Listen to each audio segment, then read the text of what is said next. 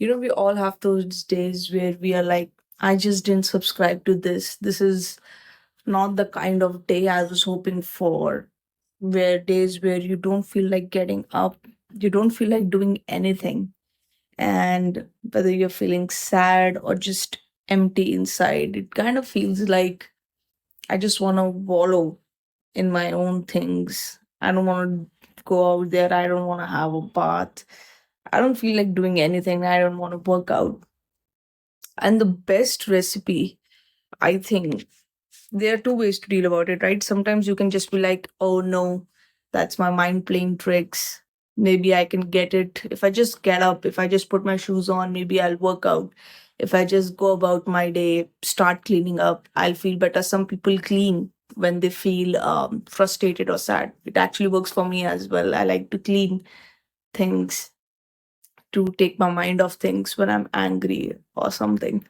But sometimes you're like, I'm gonna lay down, I'm gonna not do anything.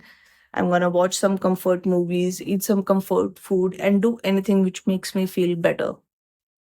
And the recipe for a bad day on how to actually feel better on a bad day, how to get the most out of a bad day, I think would be in most cases just to let it ride out. Let it just happen because at the end of the day, it's just a day. It's just 24 hours and it will pass. And the next day is going to come and you will feel better. And no matter how at peace you are with in your life, no matter how content you feel, or no matter how calm you feel, sometimes you're still gonna have those days. You're still gonna have those days when you're pissed at people, when you're angry, and whether you have this nihilistic concept of life that what's the point of all this? What am I even doing here? What are we doing all here? And what's the point of earning or having a career or anything if I'm just gonna die? And you can contemplate on all of those tough questions, on these deep questions, and it might all feel like it's all gone to hell. But then again, new day would come, the sun would rise, and you'll be back on your feet. So,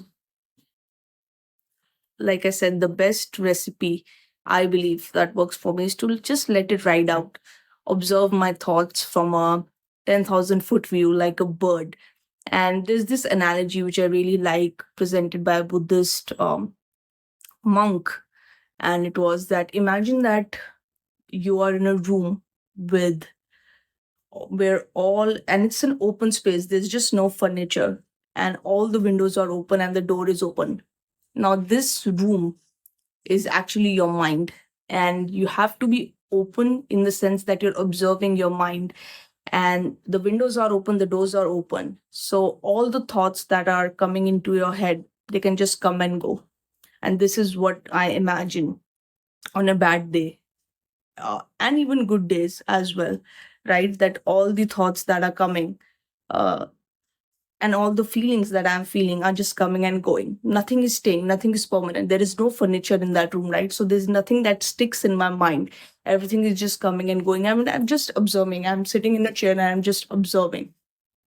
So that's what we have to do, because nothing stays on. Not even the good feelings stay on. Everything is momentary, right? So you have to realize the impermanence of it, especially in a bad day. That if the good days are not sticking, even the bad ones are not gonna stick.